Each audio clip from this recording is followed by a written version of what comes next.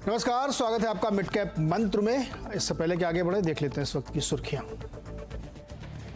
अप्रैल expiry के दिन बाजार में मजबूती, निफ्टी 17,800 के ऊपर। हालांकि बैंक निफ्टी बना रहा है दबाव। दिग्गजों के मुकाबले मिड कैप स्मॉल कैप का अच्छा प्रदर्शन। एचयूएल का चौथी तिमाही में कमजोर प्रदर्शन, मुनाफा आमदनी दोनों अनुमान से निकले कम। मार्जिन भी करीब 1% गिरा। 4% की वॉल्यूम ग्रोथ से भी निराशा। मैनेजमेंट ने कहा महंगाई की वजह से अनिश्चितता बरकरार। ब्याज दरें पीक आउट होने की उम्मीद में रेट सेंसिटिव सेक्टर जोश में। ऑटो और रियल एस्टेट शेयर्स में खरीदारी। गोदरेज प्रॉपर्टी, शोभा मैनेजमेंट, मैक्रोटेक डेवलपर्स में 3% तक की तेजी। उम्मीद से अच्छे नतीजों के बाद बजाज फाइनेंस 3% ऊपर। एल&टी टेक सर्विसेज के डॉलर रेवेन्यू में ग्रोथ के गाइडेंस से भी बाजार खुश। शेयर 4% ऊपर, लेकिन कमजोर नतीजों के बाद एचडीएफसी लाइफ 2.5% टूटा। कुछ रेल शेयर्स की नहीं थम रही है रफ्तार। रेलटेल, इरकॉन, आईआरएफसी में 3 से 8% तक का उछाल। एक महीने में 33% से ज्यादा चढ़ा है इरकॉन। और कंज्यूमर केयर बिजनेस को बेच सकता है रेमंड। गोदरेज कंज्यूमर रेस में सबसे आगे। आज शाम प्रेस कॉन्फ्रेंस, शेयर 6% ऊपर।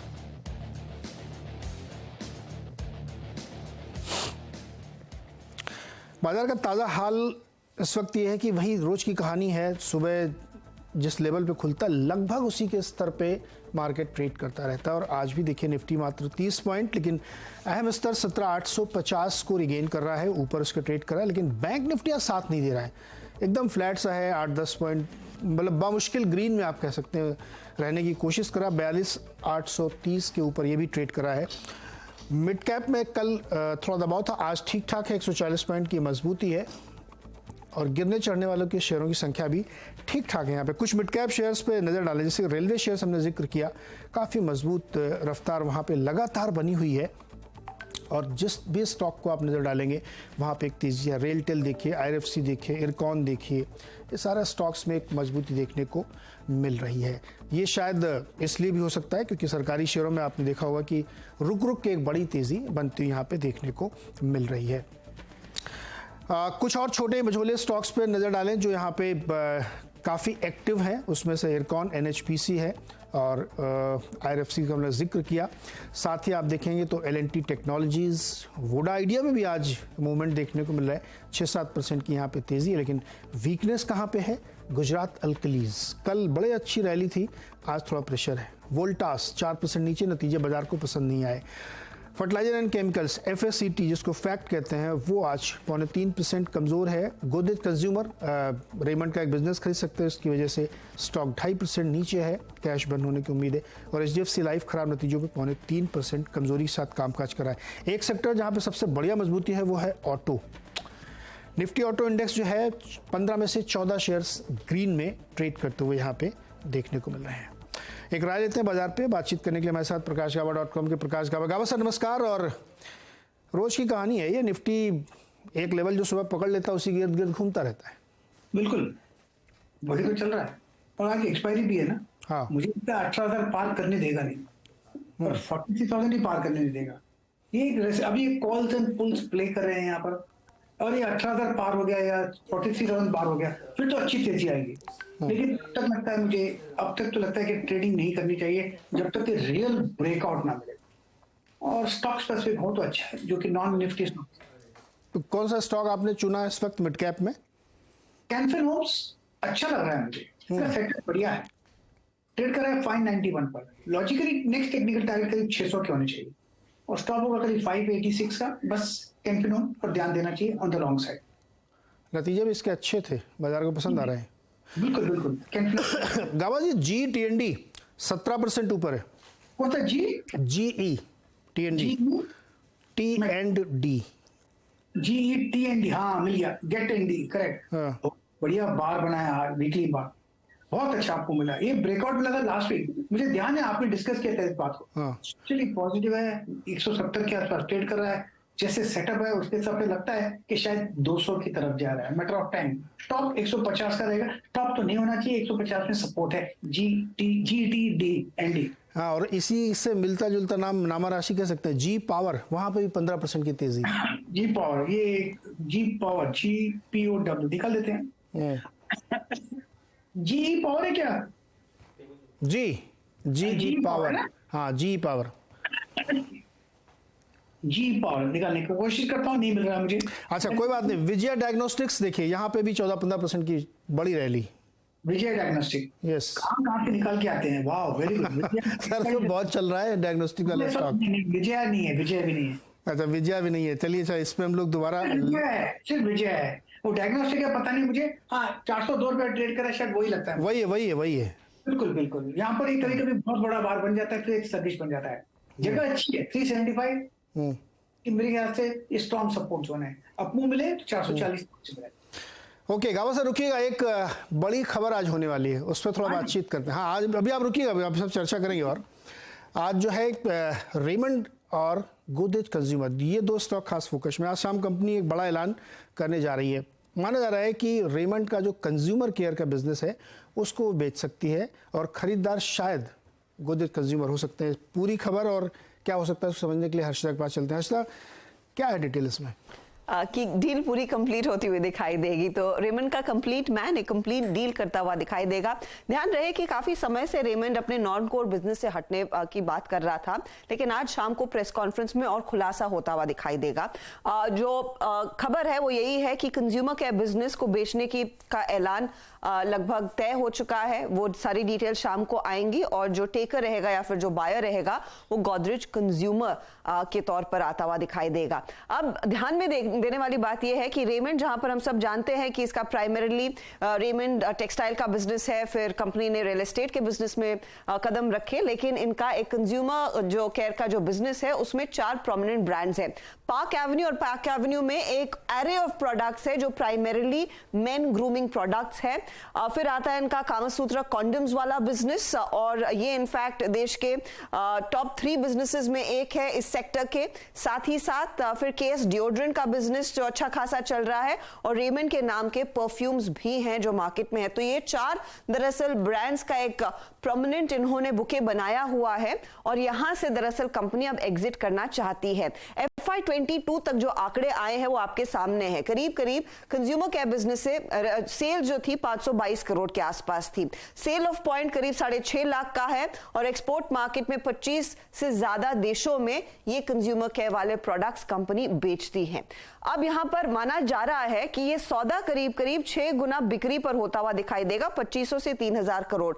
कुछ समय पहले भी, इनफैक्ट पिछले साल ये रिपोर्ट्स भी आ रही थी कि गुड ग्लैम ग्रुप दरअसल इस कंज्यूमर केयर बिजनेस को खरीदना चाहता था, लेकिन वहां पर वैल्यूएशंस उनको पसंद नहीं आए, तो वो सौदा पूरा नहीं हुआ। लेकिन माना यही जा रहा है कि आज इस तमाम डिटेल्स गोदरेज कंज्यूमर के साथ पुख्ते होते हुए दिखाई देंगे। अब ये हो क्यों रहा है? क्योंकि कंपनी बेसिकली अपने नॉन कोर बिजनेस से हटना चाहती है। इनके कोर बिजनेस में फिर टेक्सटाइल और रियल एस्टेट पर ही फोकस रहेगा, और वहां पर हमने देखा है पिछले कुछ सालों में किस तरह की ग्रोथ देखने को मिली है। और शायद आप ये कह सकते हैं कि इस खबर की मार्केट में पहले से ही कुछ थोड़ी सी भनक थी, क्योंकि एक महीने में 45% तक का भाग चुका है पर्टिकुलर स्टॉक। आज इंट्राडे में 7-5% तक के गेन्स देखने को मिले हैं, लेकिन of course the devil lies in the detail. तो आज शाम को मार्केट बंद होने के साथ ही पहले रेमंड की प्रेस कॉन्फ्रेंस होगी, फिर ठीक 1 घंटे बाद गोदरेज कंज्यूमर की भी प्रेस कॉन्फ्रेंस होने वाली है, और तमाम डिटेल सामने निकल कर आएंगे।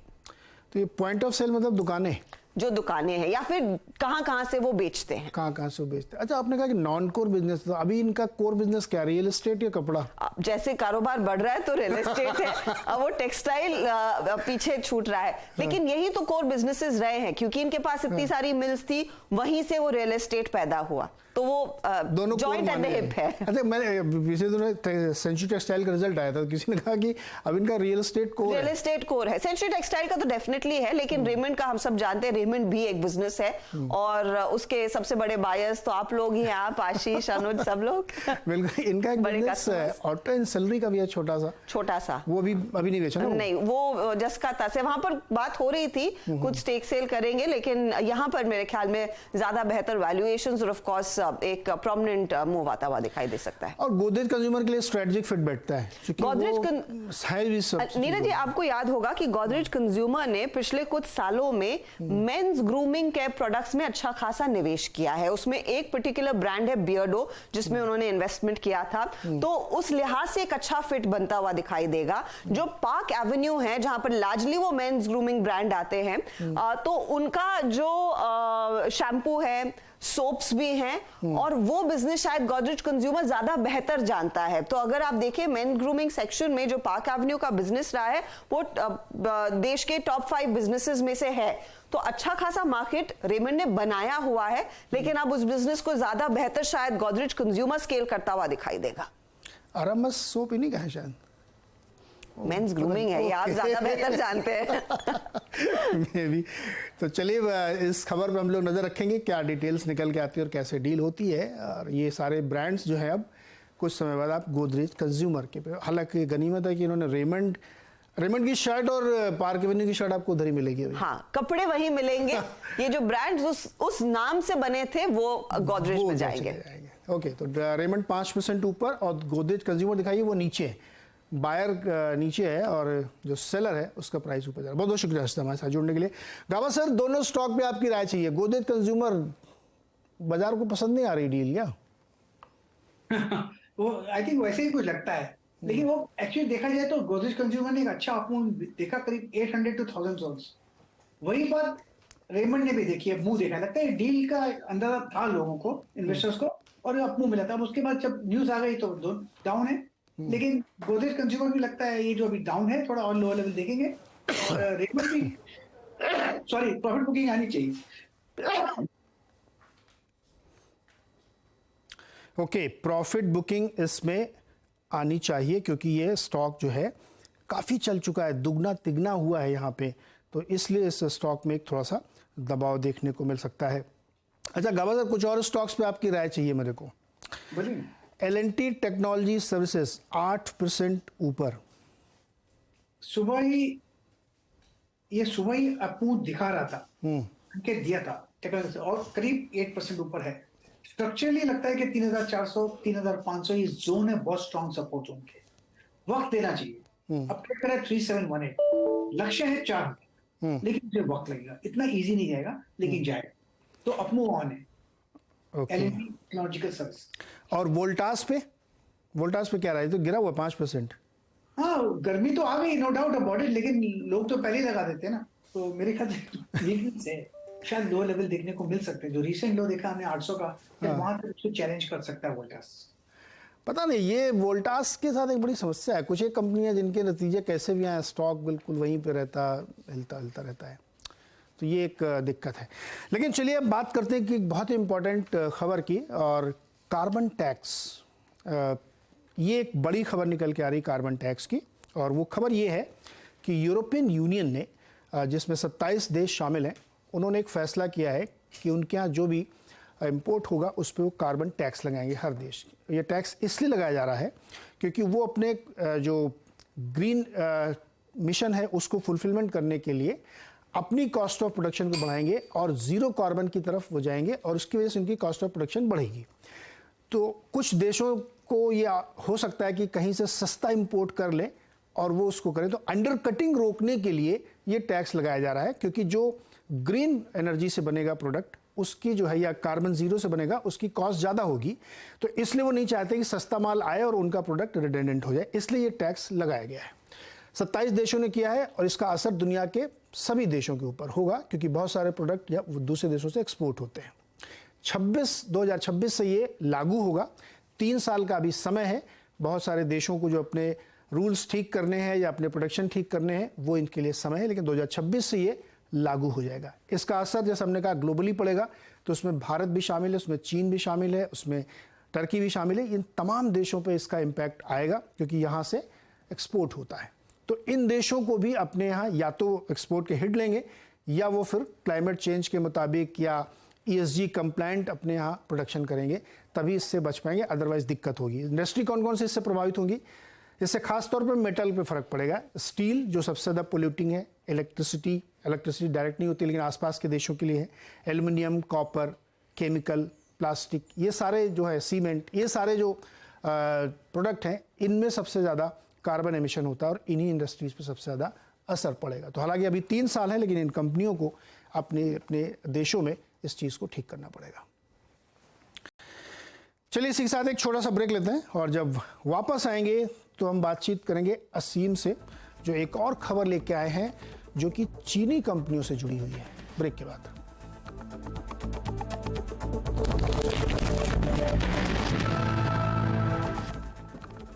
Mongia Steel presents Majboot Stocks of the Day.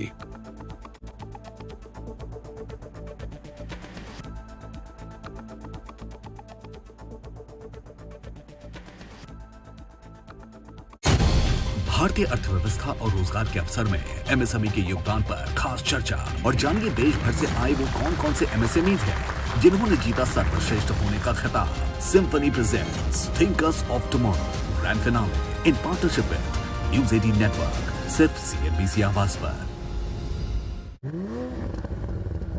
कमाल की कार है ना, हमें ले लें क्या? सर कमाल की कार के लिए कमाल का पेट्रोल भी चाहिए, एकदम टॉप का, जो हमारे इंडिया में मिलता कहाँ है? अरे सर, पर इंडियन ऑयल पे मिलता है। प्रीमियम कार्स के लिए इंडियन ऑयल ने बनाया है 100 ऑक्टेन वाला देश का सबसे प्रीमियम पेट्रोल XP 100। वाह, इंडियन ऑयल की बात ही कुछ और है। इंडियन ऑयल, पहले इंडियन फिर oil. Rajnandini Metal Limited. We are India's leading manufacturer of copper wire rods, fine copper wire and house wire and cables. A name of trust with a legacy of 13 years. Rajnandini Metal Limited. The colors of an Italian summer. Brought to you by Zodiac. Finest quality clothing. कैसे करते हैं trade? Try 5 पैसा। Order छोटा हो या बड़ा या cart में पड़ा, कोई वैल्यू या सेगमेंट या कोई भी टाइप, ब्रोकरेज को लेकर अब नो मोर है। और सुन, 2 लाख के स्टॉक्स या 2000, इन्वेस्ट मर्जी से करो यार, ना लगे कैलकुलेटर ना लगेगा पेन, अल्ट्रा ट्रेडर पैक से होगा ब्रोकरेज सिर्फ ₹10। कमीशन की टेंशन छोड़ो, 5 पैसा से रिश्ता जोड़ो। विद 5 पैसास अल्ट्रा ट्रेडर पैक ब्रोकरेज होगी सिर्फ ₹10 फ्लैट। बीट दैट, ऐसे करते हैं ट्रेड। सोच मत छोटे, इंस्टॉल मार। Investment in securities market are subject to market risk. Read all related documents carefully before investing. Gallant advance TMT सरिया, इसकी ताकत बने घर की ढाल और इसकी फ्लेक्सिबिलिटी रखे घर को सॉलिड सालों साल। गैलेंट एडवांस TMT सरिया, निर्माण का real hero.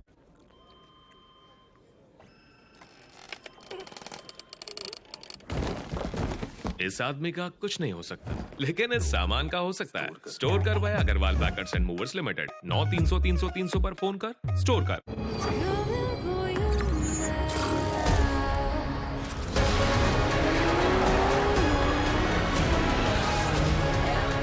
This one's a turbo.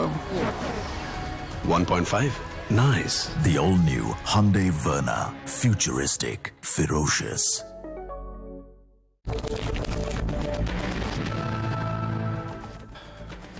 स्वागत एक बार फिर से आपका मिड कैप मंथ में। सरकार ने चीनी कंपनियों को अनिवार्य जूट पैकेजिंग का सख्ती से पालन करने के निर्देश दिए हैं।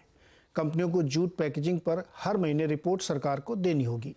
अनिवार्य जूट पैकेजिंग के तहत 20% चीनी को जूट की बोरी में पैक करना होता है। डिटेल में जानकारी लेते हैं असीम से। असीम, बताइए क्या पूरी खबर है और क्यों इतना अनिवार्य करें? क्या ये लोग कंप्लायंस नहीं कर रहे थे?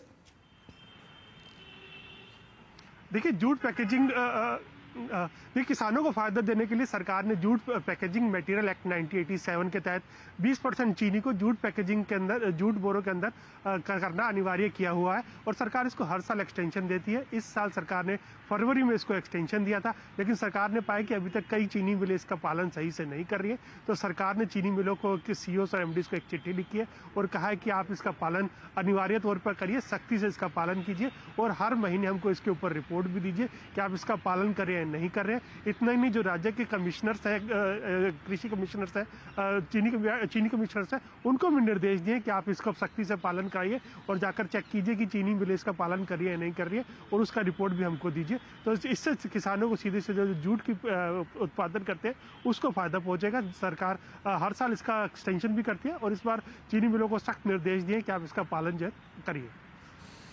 ओके, तो ये 20% का रूल करना, हर महीने इनको पूरी अपनी रिपोर्ट देनी पड़ेगी, कितनी बोरियां यूज़ की, कैसे। तो इसको कोई मतलब सुपरवाइजरी मैकेनिज्म में डालेंगे या खाली कंपनी रिपोर्ट दे देगी तो उसको मान लिया जाएगा?